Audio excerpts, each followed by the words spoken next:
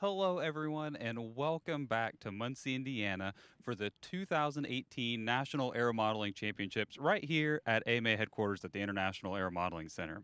So I'm here today with Wally Adasczik. Did I get that Yeah, right? you right on. Fantastic. And we are out here at the Soaring Nats where we're already a couple days into the competition, and you guys have had a great couple of days so far, It's despite of a little bad weather. that last week during cross country, yeah, and the rain came on Saturday and Sunday, and we flew and we got wet, and we flew and we got wet. It's been the best year temperature wise here in Muncie. I've never had it in the 70s before. It's usually 90 something with 90% humidity, and you are soaked. So tell us a little bit about your position here at the Nats, and then tell us a little bit about some of the activity that folks are seeing behind us here. So folks, this week is National Sailplane Championships. We have all different kinds of events, which is like completely awesome. It's watching grass grow slowly. All right. First off, I want to congratulate Spencer Lisenby, 530 plus miles per hour with a glider. Now, you power guys, take note. Gliders are the fastest thing in the sport. All right. Sorry, jet guys, you can only go a couple hundred miles an hour, but a glider can do 530 something. Go, Spencer. All And right. this was a new world record, right? And that wasn't done here. That was done in California on top of some mountain in a lee of the mountain, and it's called dynamic soaring. And Jack is just talking right over the top of us. But all right, so this week we started off with cross country. We tried to go 6.2 miles down the road, 6.2 miles back, and then we ran into electric for altitude limited electric soaring, and then we did F5J, which is a play on AILs, on electric altitude limited electric soaring. Now we're into what we call the sailplane medley. Because one of the classes was dying off, we threw them all together. What the heck? All right, and we have nostalgia today. We have rudder, elevator, and spoiler, some of the big ones. And we also have 2 meters, the little speedy gliders of the sky. And so what folks are seeing behind us right now is these planes are towed up with a tow hook on a winch. And the idea is the duration of the flight, am I right here, as well as how precision their landing is? So we're trying for a 10-minute duration for all 3 events today.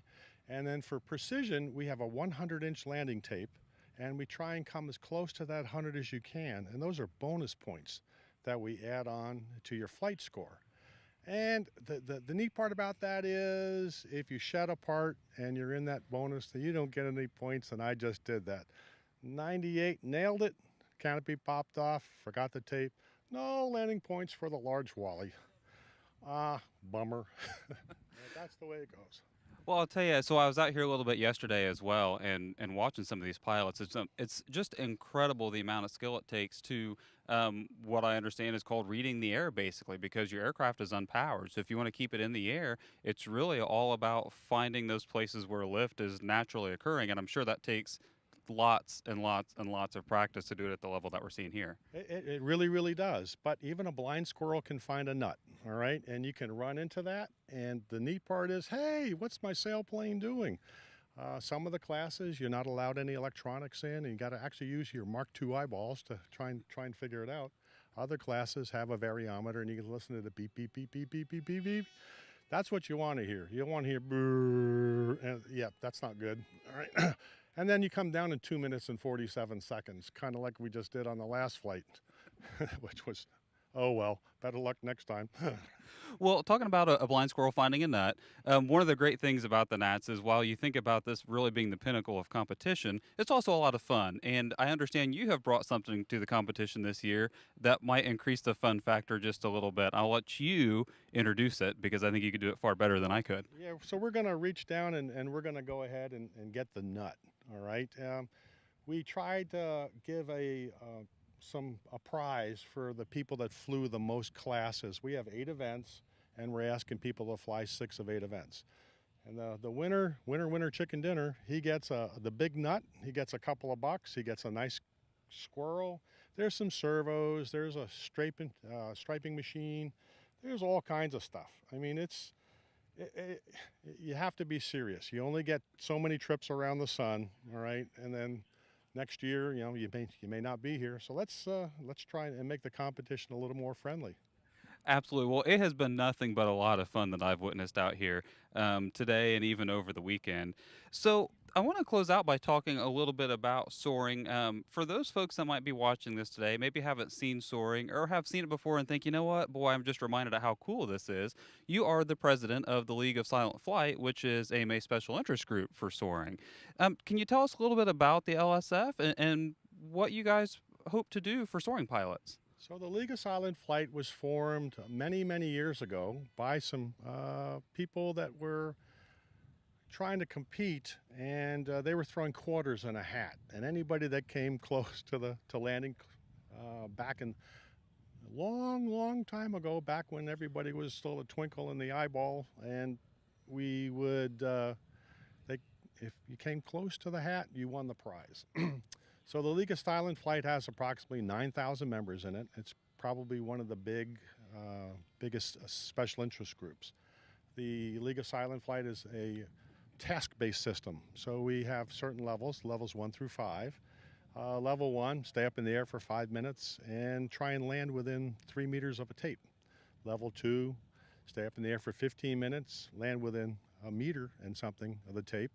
And it just gets better and better and better. A little harder each time. Sure. Level 5, need an 8-hour slope.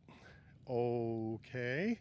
A 2-hour thermal duration flight. You need a cross country, 6.2 miles down the road, 6.2 miles back.